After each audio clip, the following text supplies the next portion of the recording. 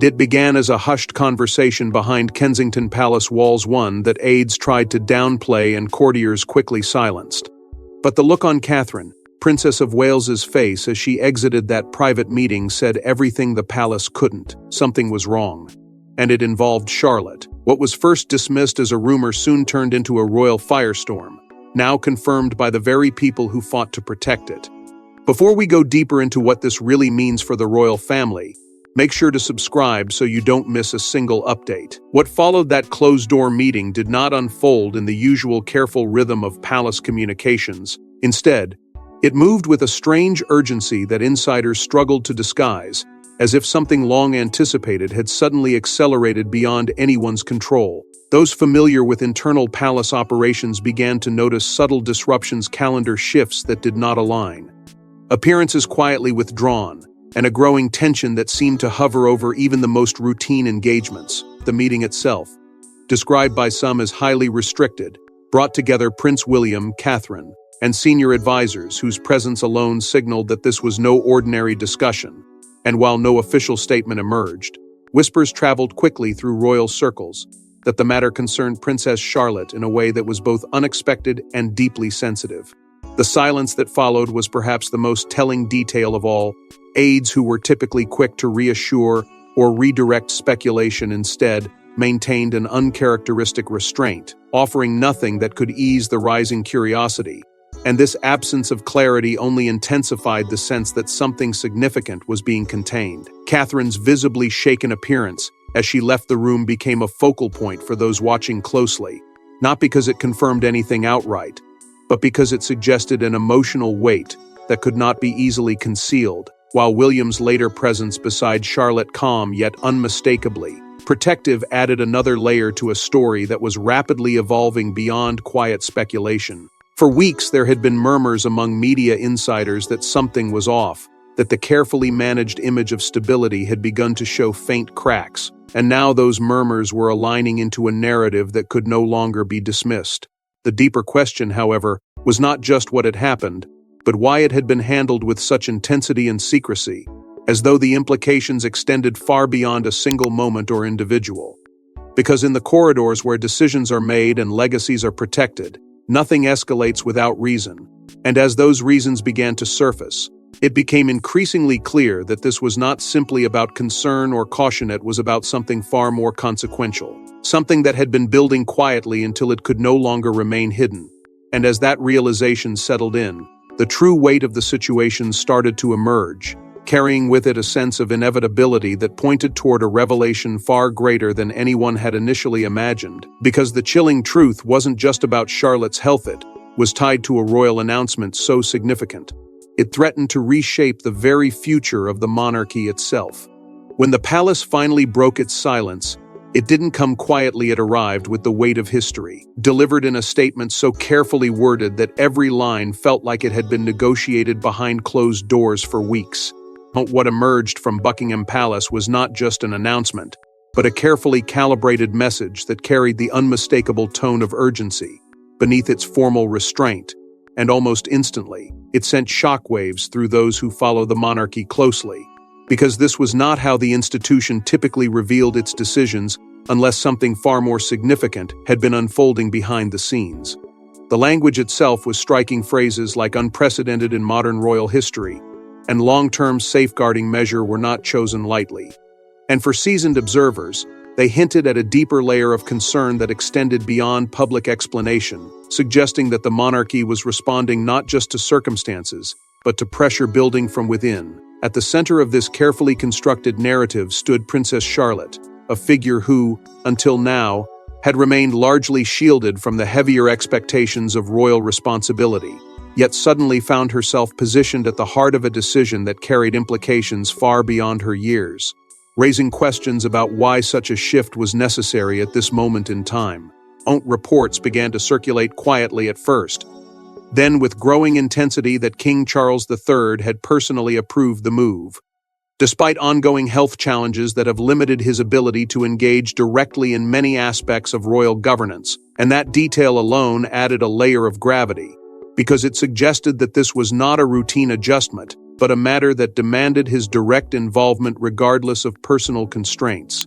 Those familiar with palace operations noted the speed with which senior royals appeared to align behind the decision, an unusual level of coordination that pointed toward a shared understanding that something critical had reached its breaking point. As if weeks, perhaps even months of internal deliberation had suddenly converged into a single, decisive action. Insiders whispered that this announcement had not come out of nowhere, that discussions had been quietly unfolding behind closed doors for some time, but what forced the final step remained unclear, leaving room for speculation about what recent development had tipped the balance from cautious planning to immediate execution. The tone of the statement itself, with its emphasis on legacy, continuity, and protection, echoed the language often used when the monarchy seeks to reinforce its foundations during moments of uncertainty.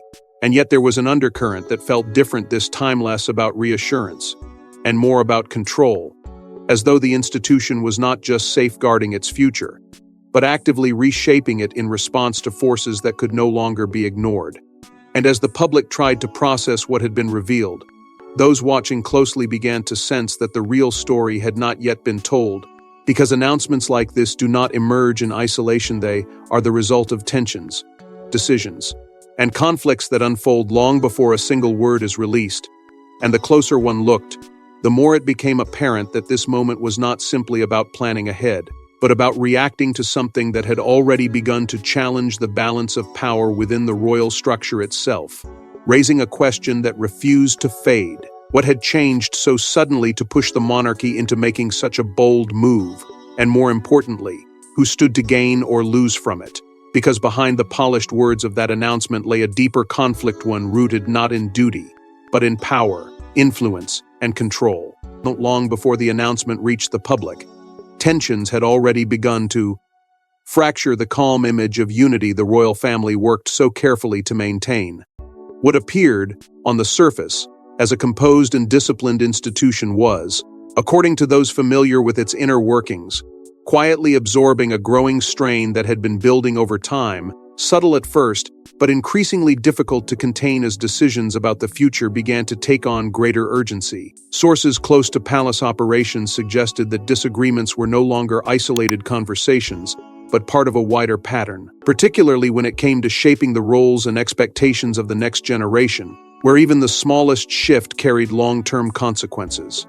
At the center of several of these debates stood Queen Camilla, whose perspective on influence and continuity was said to differ sharply from others within the household, creating moments of tension that insiders described as controlled but unmistakable, as though two competing visions of the monarchy were slowly pressing against each other beneath a carefully maintained surface.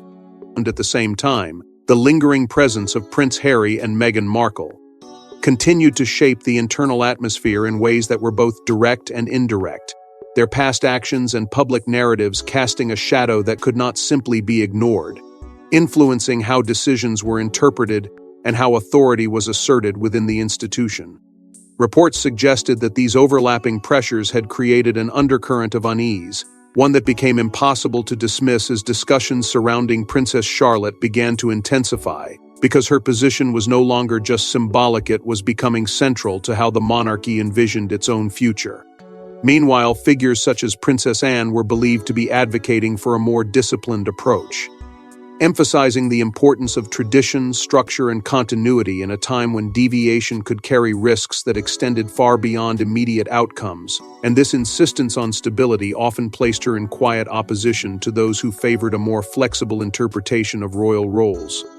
What made these tensions particularly significant was not their existence, but their timing, because they emerged at a moment when the monarchy could least afford internal uncertainty, with external scrutiny already heightened, and every decision carrying amplified consequences. These competing perspectives, once manageable through careful negotiation and mutual restraint, began to intersect in ways that demanded clarity, pushing conversations from private discussion into strategic necessity, as though the institution itself was being forced to choose not just a path forward, but the principles that would define it.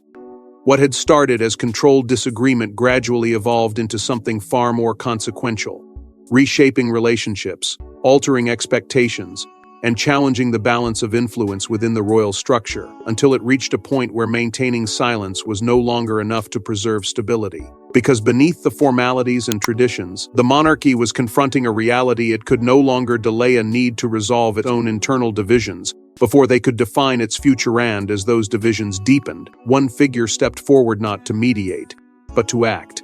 The turning point didn't come with a public speech or ceremony. It came through a decision made behind closed doors, one that insiders now describe as swift, decisive, and impossible to reverse. One had been building quietly beneath layers of protocol and restraint, suddenly crystallized into action. And according to those familiar with the internal dynamics, this was not a moment of hesitation but one of calculated resolve, where the need to secure the monarchy's future outweighed the risk of internal friction. At the center of this strategic intervention stood Princess Anne, a figure long regarded as one of the institution's most unyielding guardians, whose approach to duty has consistently favored clarity over compromise, and it was her influence, insiders suggest, that helped shape the direction of the response when the situation reached its tipping point. Working in close alignment with Prince William, discussions began to move beyond observation and into decisive planning, focusing on measures that would not only address the immediate concerns surrounding Princess Charlotte, but also reinforce the long-term stability of the royal structure itself. What emerged from these conversations was not a temporary adjustment, but a carefully constructed plan designed to redefine expectations for the younger generation, setting boundaries and responsibilities in a way that left little room for ambiguity. Insiders described the move as both protective and strategic, a deliberate effort to prevent further uncertainty while reaffirming the monarchy's foundational principles.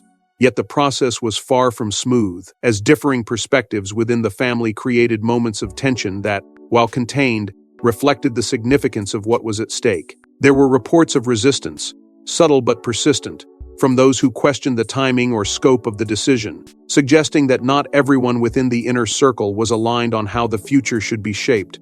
And yet, despite these challenges, the plan advanced with remarkable speed, as though the urgency of the moment demanded action that could not be delayed by prolonged debate. This acceleration signaled a shift that did not go unnoticed, because it revealed something deeper about how decisions were now being made at the highest level, less dependent on consensus, and more driven by those prepared to act when circumstances required it. For many observers, this was more than a response to a developing situation. It was a clear indication of where influence truly resided within the royal framework, a quiet but powerful assertion that the balance of authority was evolving in real time. And as the implications of this shift began to unfold, it became increasingly apparent that the decision carried consequences that extended beyond its immediate purpose, touching relationships, expectations, and the very structure of the institution itself. Because when a system built on tradition chooses to move with such speed and certainty, it is rarely without reason, and even more rarely without impact. And as that impact began to ripple outward, it raised a question that lingered just beneath the surface: what would this change ultimately cost? And who would feel it most? Because every decisive move comes with consequences, and this one would be felt far beyond palace walls. As the implications of the announcement began to settle, the reaction was immediate and far more intense than the palace had anticipated. What was intended to project stability instead ignited a wave of scrutiny that moved swiftly across public discourse, drawing attention not only to the decision itself, but to the deeper questions it quietly raised about the monarchy's direction. And almost overnight, the narrative shifted from controlled messaging to widespread interpretation, where every word, every phrase, and every omission became part of a much larger conversation. Public response fractured into contrasting perspectives, with some viewing the move as a necessary act of protection, while others questioned its timing, wondering why such a significant step had been taken so suddenly and under such guarded circumstances. And that divide only grew sharper as media outlets across the globe began dissecting the announcement with relentless focus. Analysts, commentators, and royal experts examined every detail, searching for meaning beneath the surface, debating not just what had been said, but what had been deliberately left unsaid. And in doing so, they amplified a sense of uncertainty that the palace had hoped to contain. Within the royal family itself, the effects were even more complex. as reports suggested that the decision had quietly reshaped relationships, altering the balance of influence in ways that could not yet be fully understood, creating an atmosphere where alignment was no longer assumed but had to be carefully maintained. Some insiders claim that certain members felt sidelined, their perspectives either overlooked or overridden in the urgency of the moment, while others appeared to accept the outcome as an unavoidable step, recognizing that the preservation of the institution sometimes demands difficult choices that do not satisfy everyone involved. At the center of this unfolding reality stood King Charles III, whose position carried a weight that extended beyond public duty into deeply personal territory, as he navigated the challenge of leading the monarchy while also confronting his own health struggles, balancing the expectations placed upon him as a sovereign with the responsibilities he carries as a father and grandfather. And those close to the situation suggested that this dual pressure had left a visible mark on how he approached the decision. Meanwhile, Catherine, Princess of Wales, and Prince William appeared increasingly focused on maintaining stability, their actions reflecting a quiet determination to guide the next generation through a moment that was as uncertain as it was defining, reinforcing a sense of continuity even as the ground beneath them seemed to shift. The ripple effects extended far beyond the immediate reaction, influencing not just perception but expectation, as the public began to consider what this decision might mean for the monarchy's future, raising broader questions about how it would evolve, how authority would be exercised, and how the balance between tradition and change would be managed in the years ahead. Because once a decision of this magnitude is made, it does not exist in isolation. It reshapes the framework within which every future choice will be judged. And as that realization began to take hold, it became clear that the story was far from over, that what had unfolded was not a conclusion but a turning point, one that would continue to influence the institution in ways that could not yet be fully measured. And as the dust began to settle, a new reality started to take shape, one that would redefine everything the royal family stood for. In the wake of the announcement, it became clear that this was more than just a moment. It was the beginning of a transformation that could shape the monarchy for generations. What initially appeared sudden, almost abrupt in its execution, slowly began to reveal a deeper design, a strategy that had not been born overnight but had instead taken form through months of quiet deliberation, careful calculation, and an awareness that the institution was approaching a point where adaptation was no longer optional but necessary. And observers who had once questioned the timing now started to recognize patterns within the decision, subtle indications that this was part of a broader effort to secure the monarchy's future in a world that no longer offered the certainty it once did, where expectations were shifting and the margin for error had grown increasingly narrow. Within this evolving framework, Princess Charlotte emerged not simply as a focal point of attention, but as a symbol of continuity shaped by change, representing both the preservation of tradition and the possibility of redefining it in ways that could carry the institution forward. Her role, once distant and undefined, now carried a significance that extended beyond her position, becoming part of a larger narrative about what the monarchy would become and how it would sustain itself in the years ahead.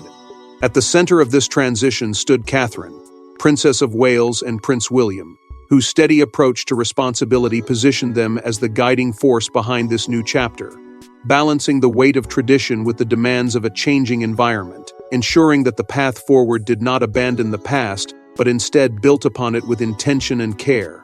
And alongside them, the influence of Princess Anne remained a stabilizing presence, reinforcing the core principles that have long defined the monarchy, her unwavering commitment to duty serving as a reminder that while the structure may evolve, its foundation must remain intact. What made this moment particularly powerful was not just the decision itself, but the contrast it highlighted: the tension between uncertainty and control, between the pressures that threatened to unsettle the institution and the resolve that ultimately shaped its response. The challenges that led to this point had exposed vulnerabilities, tested relationships, and forced difficult choices.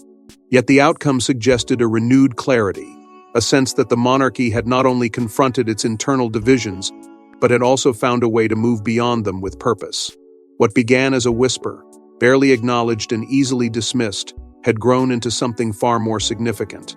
A defining moment that would not simply fade into the background, but would instead stand as a turning point in the institution's ongoing story, revealing both its fragility and its resilience in equal measure. And as the full weight of that realization settled in, it became clear that the true meaning of this transformation would not be measured in immediate reactions or short-term outcomes, but in how it shaped the future that followed, because in the end, this wasn't just about one announcement, it was about the future of the crown itself, and who would be trusted to protect it. After the headlines faded and the debates quieted, an unexpected silence settled over the palace, one that spoke louder than any statement ever could. It was not the kind of silence that reassures or restores calm. It was deliberate, measured, and deeply unsettling, as though every word that could have been said had instead been withheld with purpose. In the days that followed, the royal family seemed to retreat from the public eye, appearances quietly reduced, engagements subtly adjusted, and the usual rhythm of visibility replaced by something far more controlled, almost cautious, leaving observers with the unmistakable sense that something significant had shifted beneath the surface. There were no clarifications, no follow-up statements, no attempt to guide the narrative in any clear direction, and rather than easing speculation, this absence of communication allowed it to grow, filling the space with interpretations that ranged from measured analysis to intense scrutiny. Insiders began to suggest that this silence was not accidental but strategic, a period of recalibration in which the family was adjusting to the consequences of its own decision, redefining roles, expectations, and boundaries in ways that could not yet be publicly explained.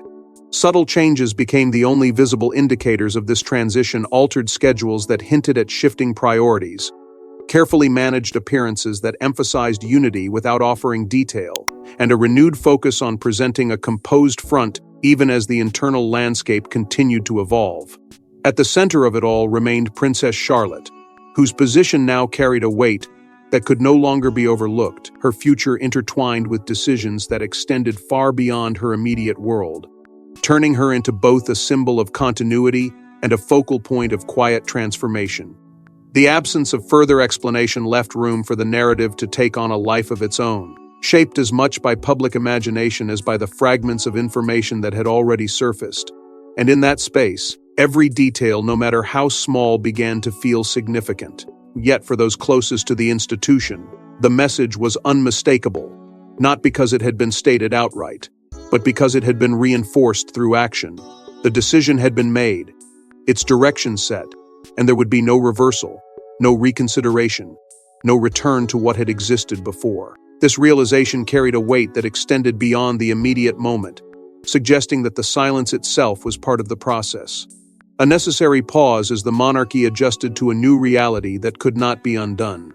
And as that silence continued, stretching longer than expected, it began to reveal something deeper, not just about what had changed, but about how the institution intended to move forward. Because when an organization defined by tradition chooses to speak less rather than more, it often means that its most significant transformations are happening out of view, unfolding in ways that will only become clear with time.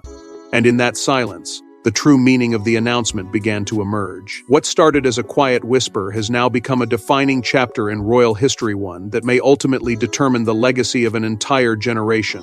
What once lingered in the background as uncertainty has now taken shape as direction, and as the monarchy moves forward, the full impact of the announcement continues to unfold in ways that are only just beginning to be understood, reshaping not only decisions but the relationships that guide them. The weight of that transformation rests most visibly on Princess Charlotte, whose role has shifted from distant possibility to central significance, placing her at the heart of conversations about continuity, responsibility, and the future identity of the institution itself. This shift is not sudden in isolation, but rather the result of pressures, tensions, and choices that have gradually converged, forcing the monarchy to confront questions it could no longer postpone, and in doing so, redefine the path it intends to follow. At the core of this evolving reality stand Catherine, Princess of Wales, and Prince William, whose steady and deliberate presence signals a commitment not just to stability, but to stewardship, guiding the next generation with a balance of care and resolve that reflects both the lessons of the past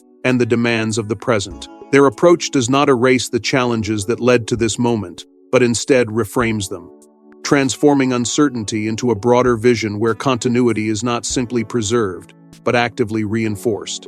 And around them, The influence of senior figures, those who have long carried the weight of tradition, remains a grounding force, ensuring that even as the monarchy adapts, it does not lose sight of the principles that have sustained it through generations of change. What makes this moment so powerful is the contrast it embodies, the tension between what was and what must now become, where the struggles that once threatened to disrupt the institution have instead contributed to shaping a stronger, more defined sense of purpose. For the public, this unfolding chapter serves as a reminder that the monarchy is not a fixed structure, but a living institution, one that evolves in response to the pressures it faces, adapting not out of weakness, but out of necessity, and in doing so, revealing its capacity for resilience.